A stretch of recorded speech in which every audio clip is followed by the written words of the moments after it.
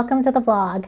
Today we are talking about all things Disney World resorts. So if it's your first time going to Disney and you're not quite sure where to stay, or if you've been once or twice and you just want to find out more about what the other options are, or if you're like me and you get just as excited about booking the resort as you do going to the actual parks, then this vlog is for you. Hello, if you're new here, my name is Andrea and this is my channel to talk about all things Disney World so I can stop bothering my friends and family with all of this nonsense that's in my head. And if you've been around, thank you so much. Please don't forget to like and subscribe and leave a comment below. You can also follow me on TikTok at OnceUponAndrea. So without further ado, let's get into it. Disney World resorts, right? There's a lot of pros to staying in what we all call the Disney bubble. One, you're going to get early theme park entry. This is usually 30 minutes before the park opens, which is great if you are planning to rope drop any of those really popular rides that tend to get really long waits. That's a good way to get ahead of it. You're going to get complimentary Disney transportation. So whether it's the monorail, the buses, the ferries, or the Skyliner, you don't have to pay for any of it. Disney just makes it really easy to get around from park to park and into the hotels and whatnot. You're going to be closer to the parks. It's about as close as you can get. So obviously there's not one hotel that's super close to all of the parks, but you've got Magic Kingdom Area Resort. You've got a group of resorts that are really close to Epcot and Hollywood Studios, and you've got a group of resorts that are closer to Animal Kingdom as well. So depending on what park you're going to or you think you're going to like the most, you could plan your resort around that proximity. A big one that's really important is if you're planning on using their lightning lane system, which again is a whole other vlog. Let me know if you'd like me to go to do a separate vlog on lightning lanes and passes and all of that. If you're staying in a Disney resort, you actually get to book 7 days ahead of your trip. Everyone else gets to book 3 days ahead of their trip, and honestly, that could be the difference between getting the rides you want at the right times and not getting them at all. So that is a huge benefit, probably number one in my opinion. You're going to get Disney theming and immersion, right? Like if you're paying the money to go to Disney World and to stay at a Disney World hotel, you want to feel like you're in it. You want to see the Mickey Mouse artwork, just really feeling like you're a part of the Disney bubble. You're going to get resort activities for days when you're not doing the parks and you're just doing more of a resort day. You're going to get movies under the stars. They do s'mores cooking at night. They do activities by the pool and contests and games. Some resorts offer tie-dyeing t-shirts or scavenger hunts, all of that kind of stuff. So yeah, just a lot of benefits to staying on the Disney Resort property. You don't have to worry about renting a car, paying for parking, all of that stuff. And I will say, like we, on our last trip, we ended up having to rent a car for other reasons, even though we were staying on property. But instead of going to our hotel first and checking in and then taking transportation to Magic Kingdom, we actually just decided to drive and park. And then we had to do we had to walk from the parking lot to the monorail and then take the monorail from the TTC to Magic Kingdom. And honestly, I think it took longer than if we would have just driven to our hotel, parked, dropped our bags off, and taken the Disney bus to Magic Kingdom. So, it just it can add a lot to your day, and it can add a lot more walking. Those parking lots are not small. So let's get into it. There are 3 different tiers of resorts that you can stay in. So there's going to be your value resorts, which are your most affordable. Then you're going to have your moderate resorts, and you're going to have your deluxe resorts, which are at the top of the Disney hierarchy. Now, there are also what they call good neighbor resorts, which don't necessarily come with all of the benefits of the actual Disney World resorts, but they do have their perks as well, and we will get into all of this as we go. So I'm going to break it down. I'm going to go through each tier, and I'm going to talk about 5 main things. First of all, price point. We're going to talk about food options. we're going to talk about transportation because obviously that's very important. How are we getting around the Disney bubble, specifically to the parks? Theming and amenities. And then if there's any sort of bonus that doesn't really quite fit into one of these categories, any bonus special things that a certain hotel or a certain category offers. That was 5, right? Price point, food, transportation, theming, and bonus. Yep, we're good. 5. And if there's any like cons that I know about, I will go ahead and let you guys know those as well. As for me personally, while I am by no means an expert, I have been to Disney World several times. I've done a ton of research on all the different hotels. I do have a goal to stay in every single hotel at least once, if possible. As for myself, I have stayed in 8 different Disney hotels. And I have another 3 on the books coming up in the next few months. So 3 and probably 8 plus 1. So I've been around. So let's jump into it, starting out with our first tier, value resorts. So for value resorts, you're going to have 6 resorts. So you've got the 3 all-star resorts. So you're going to have all-star music, all-star sports, and all-star movies. Then you're going to have Fort Wilderness Camping Grounds, Pop Century, and Art of Animation. So all-star resorts, those are going to be in the Animal Kingdom area. You can walk to all 3 resorts. Obviously, sports is sports themed, music is music themed, and movies, you guessed it, is movies themed. Fort Wilderness Campgrounds, that's going to be over near Magic Kingdom. And then Pop Century and Art of Animation are on the Skyliner. So the closest parks are going to be Epcot and Hollywood Studios. So from a price point perspective, and this is for standard rooms, you're going to be paying anywhere from like $120 a night, which I think is what I'm paying for a couple nights at All-Star Sports in September, all the way up to $300 a night on average. And occasionally these do go up in price a little bit or down in price, but average price is going to be around that $120 to $300 per night.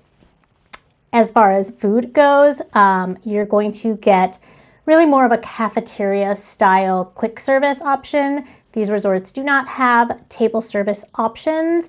However, I will say for my family, the cafeteria style works really well for us because there's always some sort of grill where you can just get like a cheeseburger. There's always a place to get just chicken tenders. There's usually a place to get pizza.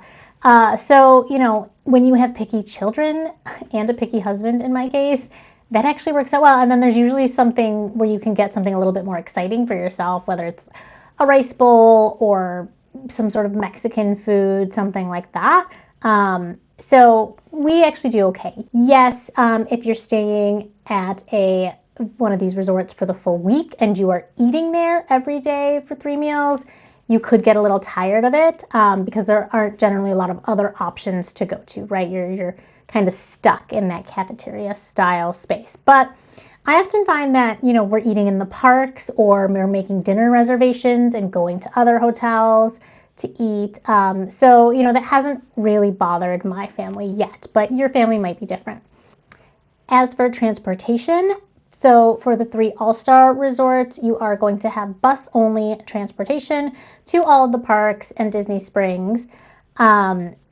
You can always get a mini lift or an Uber if you want as well. But when we're talking Disney-provided transportation that is included in the price of your resort, we are talking buses at the 3 all-stars. Fort Wilderness is a little bit different. So Fort Wilderness also has an internal transportation system. So you can take the bus around the campgrounds, or a lot of people actually rent golf carts, which is kind of fun. And, you know, you can drive your golf cart around the grounds. And then you can also take you can take a ferry to Magic Kingdom if you want to. Otherwise, you're talking buses to all of the other parks and to Disney Springs. You could also take the ferry to Magic Kingdom and take a bus or some other transportation somewhere else. But that's going to be the transportation at Fort Wilderness. And then you have Pop Century and Art of Animation. And these 2 hotels are actually pretty popular because they are on the Skyliner. If you don't know what the Skyliner is, it is Disney World's gondola system that goes to Epcot and to Hollywood Studios, and it goes out to some of the other hotels. That's why those are very popular. And so that's it for transportation. And then theming and amenities. So if you are going to Disney World and you are someone who really wants to just be completely immersed in that Disney IP, value resorts are going to be your best bet. Value resorts are going to have over-the-top theming, very colorful, giant statues of Disney characters that are as tall as the buildings. Just very, very, very immersive. In fact, if one of the reasons Art of Animation is so popular is because their family suites, they've got Cars, Lion King, and Nemo. Their family suites really, like you're talking car-shaped beds, murals on the walls, a shower that makes you feel like you're underwater. So that's kind of what you're getting from the value resorts. And then you're also going to have a large main pool and then some smaller, like quieter pools. Art of Animation, again, very cool. Each area is kind of themed to one of those movies that I mentioned. So there's a whole area where you can go and walk around and it feels like you're in Radiator Springs. So I took my son there because he's a huge Cars fan and he absolutely loved it. My kids walked into this resort to go walk around and look at it. They were obsessed and they were like, and mind you, we were staying at Animal Kingdom Lodge, if you don't know, is a deluxe resort. No, they walked into Art of Animation and they were like, oh my God, Mom, like, when can we stay here? We want to be here. So definitely, especially if you have younger kids, like, don't sleep on the value resorts. And as a bonus, so as I mentioned, Art of Animation does have family suites. You can get 1-bedroom suites. I think they sleep 5, perhaps. At least 2 in the bedroom. There's usually at least 1 pull-down bed, and then I think there's definitely another single sleeper. I can't remember if there's also another double pull-down bed. I think it's 5 though. And then also All-Star Music has family suites as well, where you can sleep 6 people. So also a really great option. We've stayed in one of those before when we brought our mother-in-law with us. And the All-Star ones are all renovated too. So a really great option if you are traveling, if you need that 1 bedroom and you don't want to book 2 rooms, you can get suites at All-Star Music. And I think we only paid granted it was August, which is one of the cheaper times to go because it's very hot in Florida.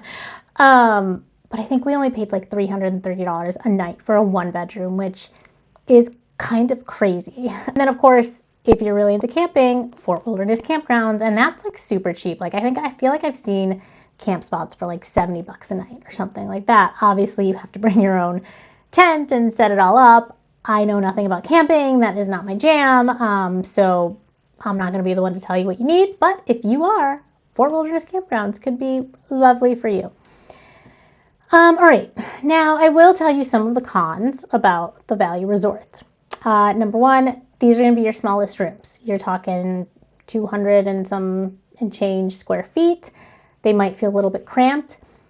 I will say Disney does a really good job of providing storage in small spaces. So if you're going to stay here, I do recommend making sure you unpack, put your luggage maybe under one of the beds. You might have a Murphy bed that goes up, but the stationary bed, maybe try to slide your luggage under there. There's usually some storage in the bathrooms. There's usually some hooks on the wall where you can hang hats and raincoats, etc., bags. So do try to unpack. That would be my 1 tip because that will save you some space. I'm sorry, if you have a stroller, it's going to take up space and you're going to be kind of walking around it. But it hasn't bothered us so much. But if you are a family that definitely needs space to spread out, it might not be for you unless you're staying in one of the Art of Animation suites. Those ones are going to be a little bit bigger and have a little bit more space to spread out. From a pool perspective, you're not going to get any bells and whistles. You're just going to get a pool. Maybe you'll get a couple spray fountains, but you're not going to get water slides. You're not going to get like crazy splash pads for the kids that have slides and the big bucket that splashes down. Although, do any kids actually like those? Because mine don't. Mine are terrified of those. And let me know in the comments if your children, or if you know any children who actually love those buckets that fill with water and then dump on you.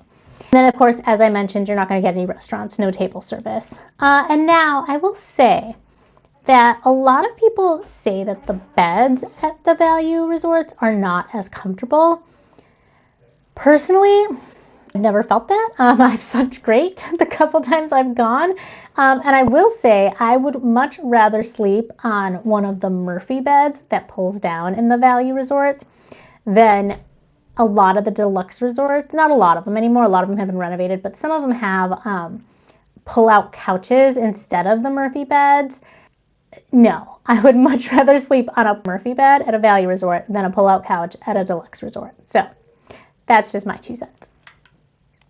All right, let's move on to the moderate resorts.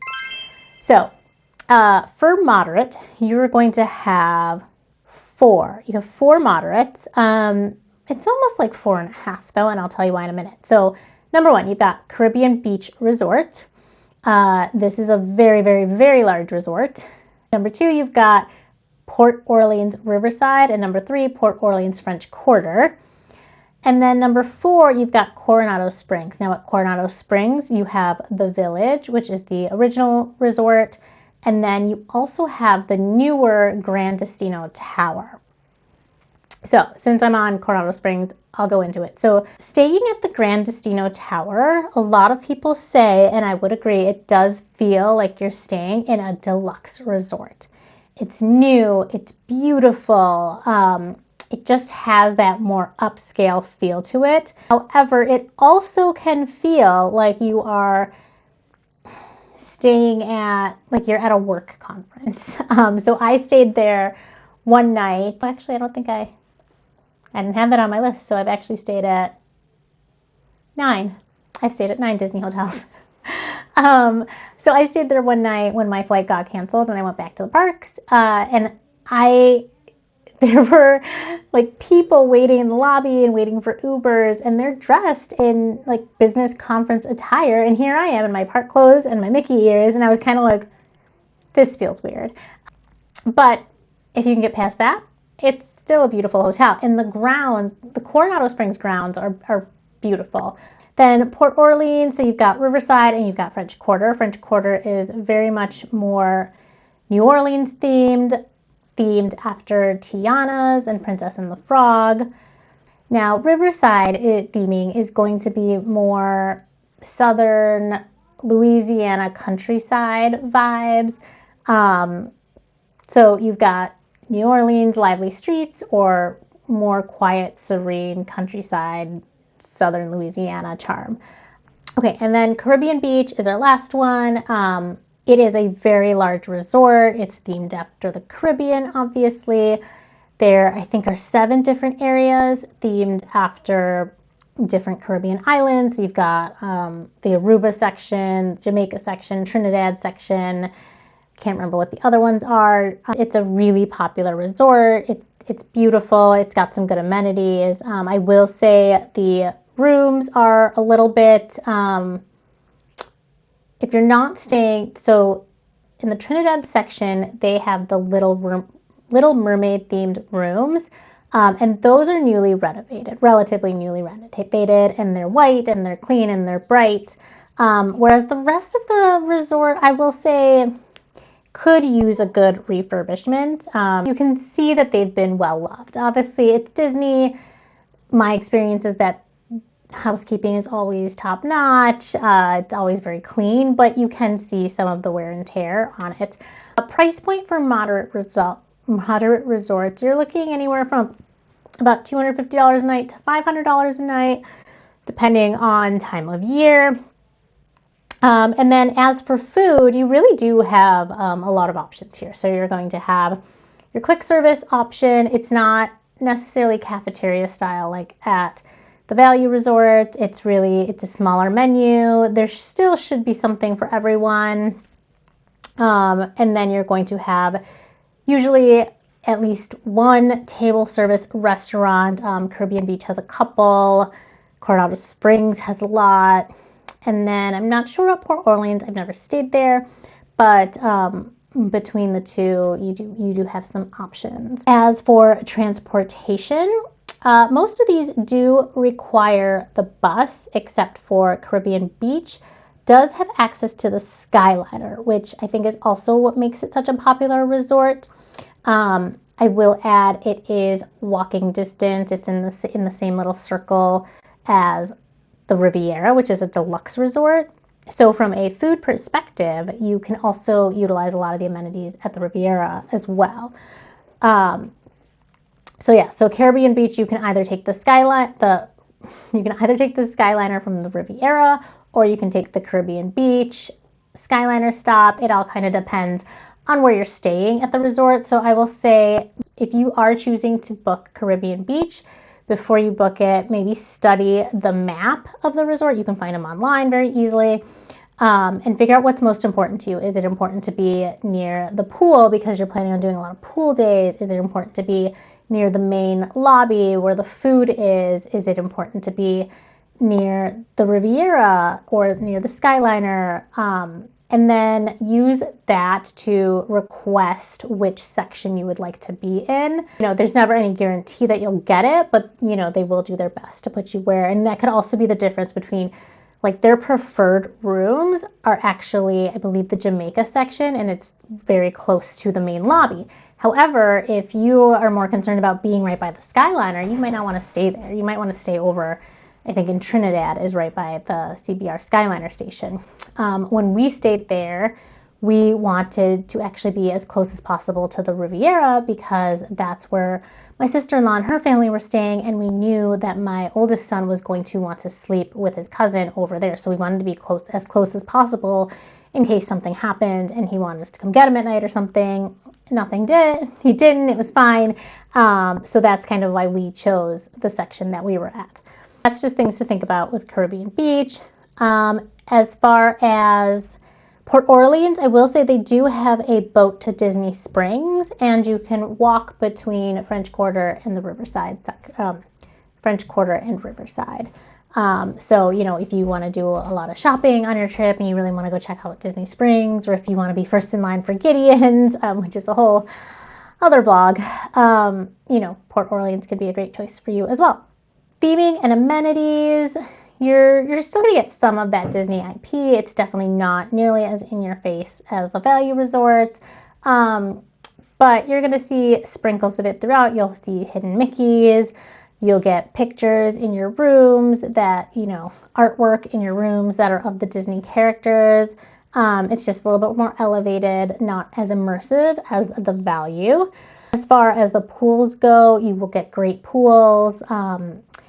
Caribbean Beach has a great pool with a fun pool slide. It's pirate themed, I believe. I know they also have a really great splash pad area. Again, not to get into the splash pad thing. Yeah, so it's got, multiple slides. It's got the bucket. You can go climb up it, and it's this whole fenced-in area across from the main pool. So that's great too if you have a younger kid that loves a splash pad.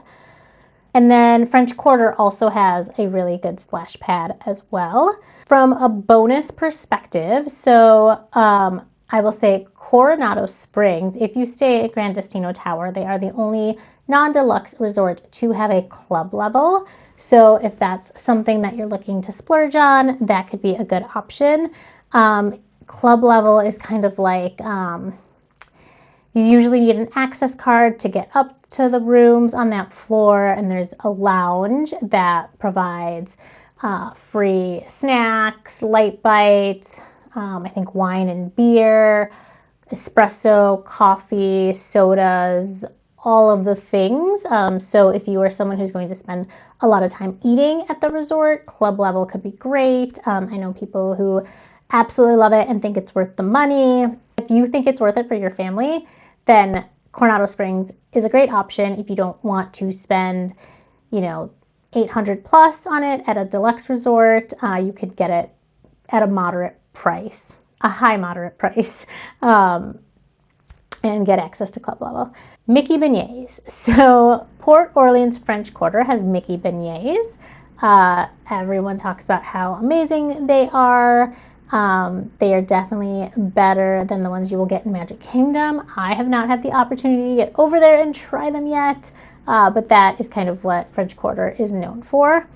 And also Caribbean Beach now has Churro Mickey waffles at Spy Bar Grill. Previously, they were only available at Crystal Palace for the character breakfast or on Disney Cruise Line. So everyone is very excited that they are now available at Spy Bar Grill at Caribbean Beach Resort. And do remember, you can make reservations or go to any of these pool bars or grills, restaurants, even if you're not staying at the resort. So if you're staying at a Valley Resort, but you really want Churro Mickey waffles and you don't want to spend money on a character breakfast at Magic Kingdom, or you're having a resort day, go to Spy Bar Grill and get some there. Problem solved. All right, so now let's move on to the deluxe resorts. So as I mentioned, these are going to be your top tier Disney Bubble resorts, and there's a lot of them actually. So starting with the original 3 by Magic Kingdom, you're going to get Grand Floridian. You've got the Polynesian, which now has Polynesian Village, and then also the new Polynesian Tower, which is DVC, Disney Vacation Club, for those who don't know. And then you've also got the infamous Contemporary, which is the one where the monorail runs through the middle of it. Then you've also got Wilderness Lodge, not to be confused with Fort Wilderness. So Wilderness Lodge, big, beautiful hotel over by Magic Kingdom. Okay, you've got the Fort Wilderness Cabins, which are deluxe. So while these share amenities with the Fort Wilderness campgrounds, the cabins are part of Disney Vacation Club and so are considered deluxe villas. They're really nice, renovated, offer you different sleeping arrangements. So I can see why they are in the deluxe category. Then you've got the Riviera, which I mentioned, over by Caribbean Beach. Then you've got Saratoga Springs and Old Key West. You've got in the Epcot Hollywood Studios area, you've got Boardwalk Beach Club and Yacht Club. And then over by Animal Kingdom, you have Animal Kingdom Lodge. They are also building another new one over by Magic Kingdom, and that will be called Lakeshore Lodge. Not quite sure when that is scheduled to be open yet, but it does look like they're making quite a bit of progress on it. So when we're talking about deluxe resorts, a price here is going to be anywhere from $500 a night. Sometimes, especially if you're talking Animal Kingdom or even Wilderness Lodge, you can see them in the 400s, all the way up to, $900 plus. As far as food goes, you are going to have a quick service option, and you will have table service options. They also provide you very easy access to signature dining. So signature dining are some of Disney World's best restaurants. So think California Grill, Citrico's, Flying Fish. These are generally more upscale experiences, and they feature more elevated menus. You're also going to have easy access to character dining at these resorts. So currently, all character dining experiences outside of the parks do take place at deluxe resorts. Again, that's not to say you can't make a reservation at one of these if you're not staying deluxe. It just provides you that easier access to it. For transportation, a lot of these have some of the best, easiest transportation. So if you're a Magic Kingdom family, Grand Floridian and Contemporary are going to provide walking access to Magic Kingdom. Beach Club, Yacht Club, and Boardwalk will allow you to walk to Epcot fairly easily, and also Hollywood Studios. It's a little bit longer, maybe 15 minutes, but still, it's a lot better than waiting in line for a bus or waiting in line for the Skyliner when you can just use your own 2 feet. But I do understand at the end of a long park day, walking's not for everybody. And then you've also got, ferries from Wilderness Lodge gives you a ferry to Magic Kingdom. You've got ferries from Beach, Yacht, and Boardwalk. You've got the monorail. The monorail does Contemporary, Grand Floridian, Polynesian. And then, of course, the monorail also runs from Magic Kingdom to Epcot. So really convenient if you're staying at any of those hotels. Then, of course, you've got Skyliner access from the Riviera. And then you've also got the buses. So the thing about Disney World, even if you're at a deluxe resort, you will always, if you're planning on using Disney provided transportation that is included in the cost of your hotel room, there is no hotel where you can avoid taking the bus to a park. There's definitely hotels that offer you access to 2 parks without having to take a bus. So that would be, or maybe even 3 if you play it right. But Animal Kingdom is always going to need a bus. If you're staying at the Magic Kingdom resorts, you can get to Magic Kingdom very easily. You can get to Epcot very easily. And then theoretically, you could take the Skyliner from Epcot to Hollywood Studios, but you would have to go to Epcot first. So if you want to go directly from your resort to Hollywood, you would have to take a bus. And same for Animal Kingdom. If you're staying at Beach, Yacht, Boardwalk, you could easily walk to Epcot and Hollywood Studios. Again, if you want to go to Magic Kingdom or Animal Kingdom, you're going to have to take a bus. So it just kind of depends on which park you think you might want the easiest access to. And as far as theming and amenities go, these are definitely going to be your more sophisticated. There's going to be like some incredible architecture. So both Wilderness Lodge and Animal Kingdom Lodge were designed by the same architect, Peter Dominic. And so what he was known for was creating really immersive resorts that were inspired by real places. So Wilderness Lodge took a lot of inspiration from the U.S. national parks. And then, of course, Animal Kingdom Lodge takes its inspiration from Africa and the savannas, and, of course, Animal Kingdom itself as well. So those 2 resorts are just beautiful, show-stopping when you go in there. I highly recommend, even if you can't stay there, at least taking some time to just walk through it or to go visit if you're into architecture.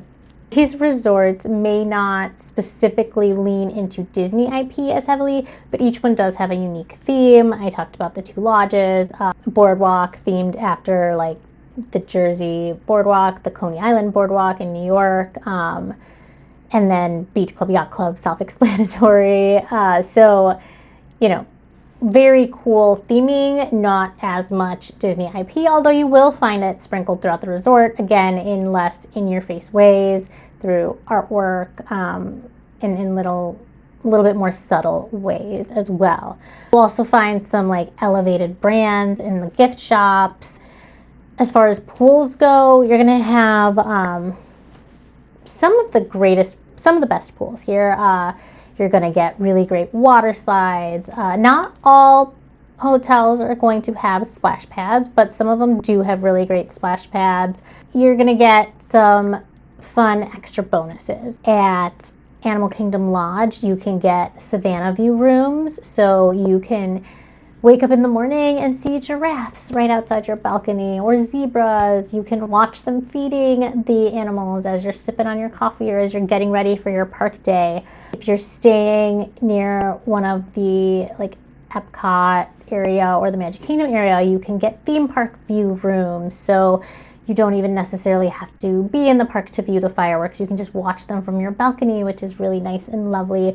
Or even if you don't have a theme park view room, there are a lot of areas within the resort where you can go and watch the fireworks without having to deal with the crowds in the park, which, is not for everybody.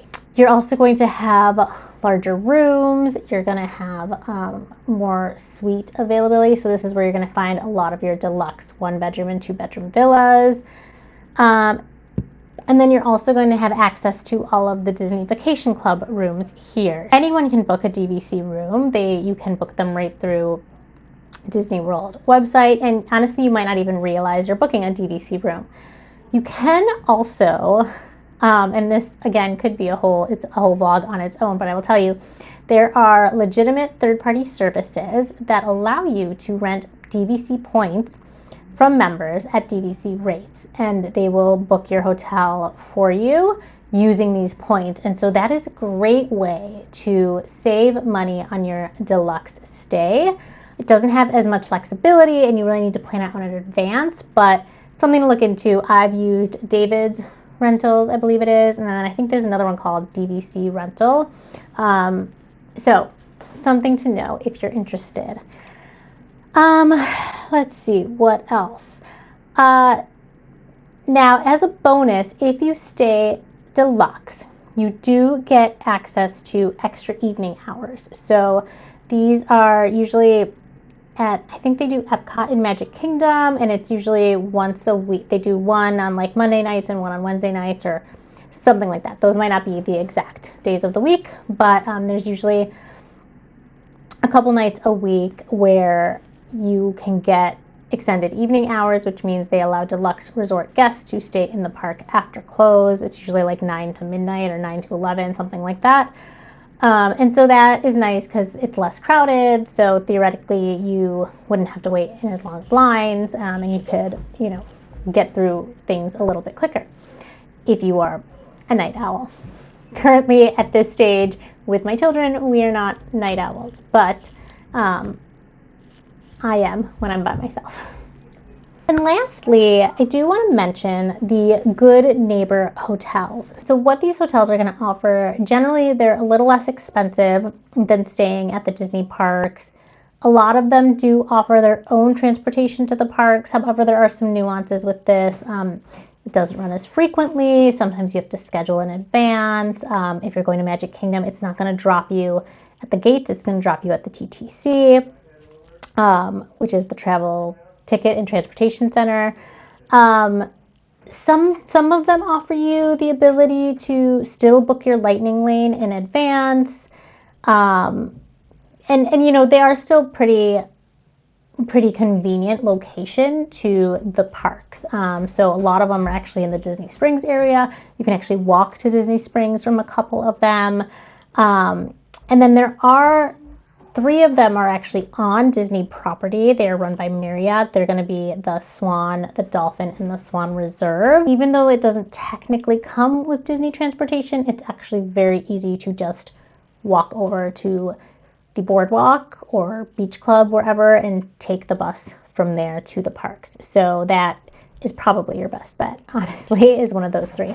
And then the one reason that I always hear why people book at these hotels is because you can use points. So if you are a Hilton member or a Marriott member and you have a lot of points, whether it's through business or some other type of travel that you do, or credit card points, you can use them to book these stays. So, things that you're not going to get here, right? You're not going to get that Disney-themed resort atmosphere. So whether it's subtle or in your face, that's not generally going to be at these Good Neighbor resorts.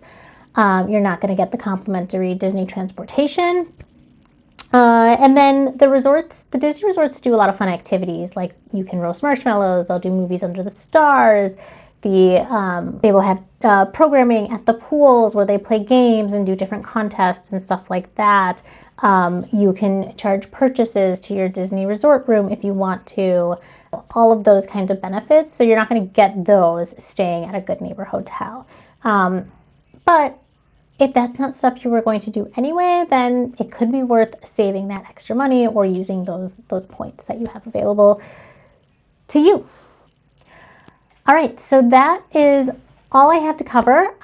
Let me know in the comments if you're still watching. Let me know in the comments, if this was helpful, what you want to hear more about. Do you want me to do more deep dives into the specific tiers? Do you want to learn more about transportation at the parks, restaurants? Just let me know what you're interested in, and I will do my best to create more vlogs around what you want to hear. Coming up, I am leaving in a couple weeks for another 5-day Disney trip, and then I have another trip in September, another trip in October for the for the Run Disney Wine and Dine race. And then I think I'm doing another trip in December for the holiday parties. So lots of Disney content coming up to take us through the end of the year. I might do a blog specifically on Mickey's Not So Scary Halloween Party. That starts in a couple of weeks. And then, of course, I'll have like my packing videos, my prepping videos, all of that. So much more to come. Again, if you enjoyed this, please do like and subscribe and follow me over on TikTok at Once Upon a Drea. Thank you so much for watching. Drop a comment below if you enjoyed it. And I will see you next time. As always, thank you so much for hanging out. Good night, everyone.